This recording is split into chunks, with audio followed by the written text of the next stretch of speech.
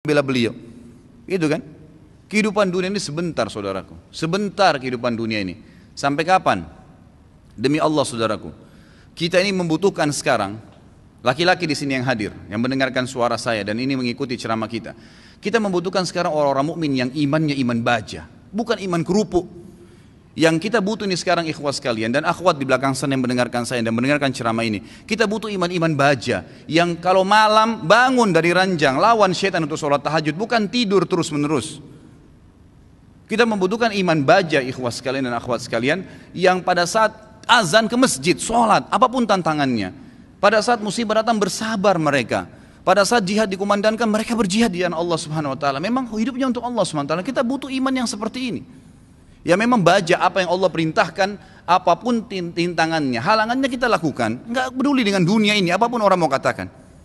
Akhwat kita di belakang sana, kami butuh sebagai laki-laki seorang ibu seperti Nusaybah binti Ka'ab, sahabiat yang luar biasa. Pada saat jihad dikumandangkan, Nusaybah binti Ka'ab membangunkan suaminya tengah malam mengatakan, wahai suamiku besok jihad, ikutlah. Dibangunkan anak laki-lakinya 5 orang, semua dikatakan anak-anakku bangunlah, besok jihad, ibu pun akan ikut. Semuanya satu keluarga pergi jihad. Ini yang namanya mukminah, imannya baja.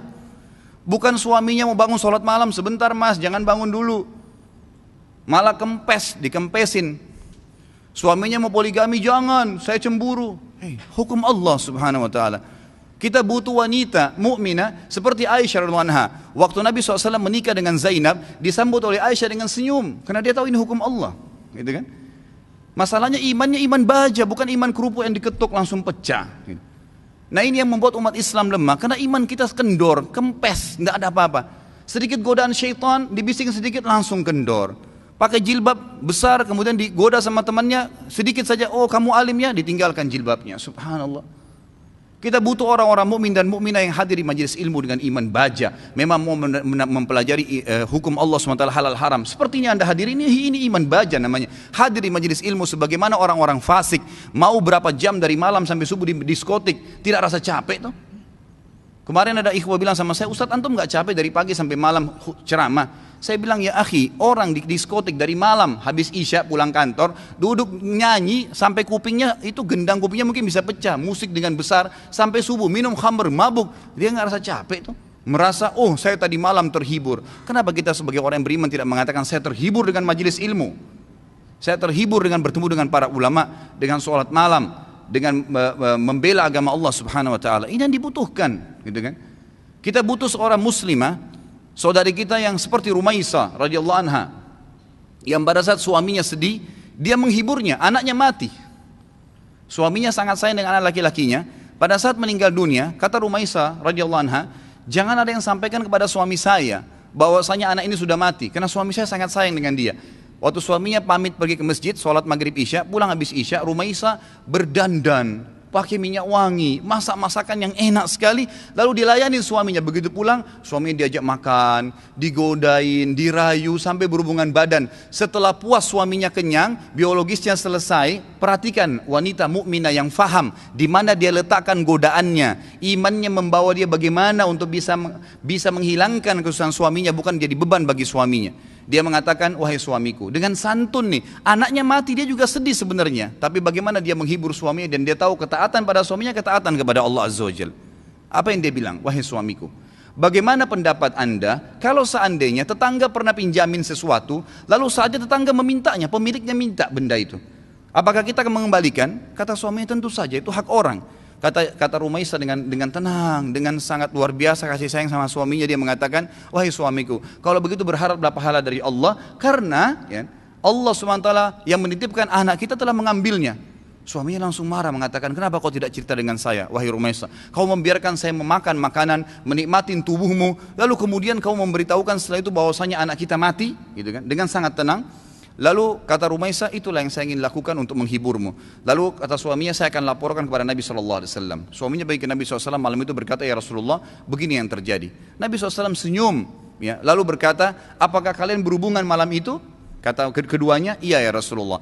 Kata Nabi SAW, semoga Allah berkahi, betul hamil gara-gara hubungan malam itu, dan tahun depannya lahir seorang anak mujahid dari kalangan sahabat yang hanya besar mati syahid di jalan Allah Subhanahu Wa Taala. Ini yang kita butuhkan, orang-orang yang punya iman, ikhwas sekalian. Sampai kapan kita mau berlalai-lalai gitu kan? Sampai kapan kita mau berlemah-lemah? Malu dengan pakai busana muslim, subhanallah gitu kan? Malu dengan simbol Islam, subhanallah. Enggak usah jadi muslim sekalian. Saya berapa kali nasihati ikhwan dan akhwat saya kalau ada yang bertanya, Ustaz, ada satu tetangga saya, ada saudara saya murtad. Bagaimana saran Anda? Saya bilang tinggalin dia. Islam enggak butuh dengan orang murtad, biarin dia murtad, masuk neraka sendiri. Kenapa kita harus bingung dengan satu orang murtad dan kita tinggalkan orang-orang tetangga kita muslim yang butuh bantuan makan, yang kalau diajak ke masjid mau sholat, itu yang kita dakwahin. Orang yang tidak mau iman tinggalin aja, gak usah diikutin gitu kan. Ngapain kita berjalan di belakangnya merayu dia untuk supaya dia kembali ke dalam Islam? Gak usah, doain mungkin, mendakwahin boleh, tapi gak usah kita sedih, ya kan gitu. Jadi kita harus menentukan semua pada tempatnya masing-masing. Kita butuh figur Abu Bakar yang semua tegak dengan keyakinannya. Figur Umar yang memang syaitan lari dari dia. Tahu kenapa ikhwas sekalian syaitan lari dari Umar? Karena Umar betul-betul yakin semua yang Allah perintahkan benar, yang dilarang itu salah, ditinggalkan. Dan Umar bin Khattab semuanya dengan tegar, dengan iman baja yang dia lakukan. Malam bangun sholat, tidak ada ceritanya syaitan mau godain ditepis sama dia, nggak ada. Syaitan hanya habis akal. Bagaimana caranya goda orang seperti ini? Nggak bisa. Ya kan? Karena dia betul-betul memang itu ditinggalin. Dan itu hanya dengan iman, ikhwas sekalian. Ini hanya dengan iman. Sampai kapan kita mau terus-menerus membiarkan iman kita sehari begini dan sehari begitu? Sampai kapan antum mau mengatakan, dan perempuan di antun di belakang mengatakan, sampai kapan kita mau mengatakan, oh iya nanti, oh iya ya, sampai kapan oh iya ya ini? Sampai malaikat maut mencabut roh kita baru kemudian kita mau sadar? Subhanallah. Majelis ilmu seperti ini tujuan utama mengubah menjadi orang yang lebih baik. Kalau antum datang di sini dan tidak bisa mengubah, antum bisa rajin sholat malam, antum rajin menjaga hukum-hukum Allah SWT, meninggalkan yang haram, menikmati yang halal. Perempuan-perempuan di sana di belakang, kalau anda datang ke sini tidak bisa mengubah, anda tutup aurat, anda lebih baik daripada sebelumnya, anda bisa mengatur, ya, menikmati apa yang halal, tidak memamerkan aurat anda di sana sini, maka jangan hadir. Karena majelis ilmu tujuannya untuk itu. Melahirkan orang-orang yang imannya iman tegar, iman baja, yang memang tidak mudah goyah, ikhwas sekalian. Kadang-kadang subhanallah baru diminta waktunya untuk sholat malam, kita nggak mau bangun sholat malam. Bagaimana kalau diminta ditumpahkan darah jalan Allah subhanahu wa ta'ala? Sudah sulit, kan gitu. Baru diminta infak saja, sudah beragam macam bisikan syaitan, kita sudah mengiyakan bisikan syaitan itu. Bagaimana kalau diminta infak jalan Allah subhanahu wa ta'ala? Mengorbankan seluruh harta, pakaian kita bahkan kalau perlu dijual untuk itu. Ini semua karena cinta terhadap dunia yang berlebihan, Allah musta'an. Semoga Allah SWT yang di langit sana yang melihat kita ini menjadikan kita orang-orang yang terpilih di kalangan hamba-hambanya yang dipenuhi imannya dengan iman baja insyaAllah dalam hati dan meninggal dalam keadaan syahid. Ya Allah, saya meminta kepadamu atas namamu yang maha mulia agar engkau menjadikan aku secara khusus dengan keluargaku ya Allah semuanya mati syahid di jalan Allah dan semuanya memiliki iman-iman yang baja dari keturunan dan seluruh istri dan anak-anakku dan juga semua yang hadir di sini ya Allah, semoga engkau berikan apa yang terbaik dari hamba-hambamu. Jadi mudah-mudahan kita tidak termasuk orang-orang yang lemah dan orang-orang yang sama sekali meninggal dalam kondisi nanti menyesal, oh kenapa ya, oh seandainya ya, sudah nggak ada gunanya ikhwah. Sekarang saatnya berubah.